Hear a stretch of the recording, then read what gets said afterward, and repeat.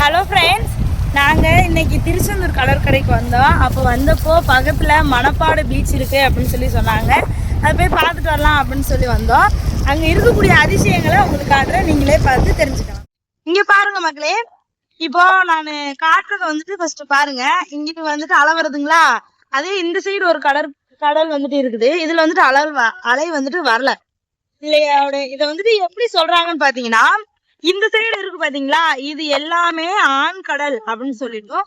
அதாவது ஆண் கடல் வந்துட்டு அப்படி சொல்றது வந்துட்டு அலை வர்றதை வந்துட்டு ஆண் கடல் அப்படின்னு சொல்லுவாங்க. இதே இந்த சைடு அமைதியா சாந்தமா இருக்கிற கடலை வந்துட்டு பெண் கடல் அப்படின்னு சொல்லி சொல்லுவாங்கங்க.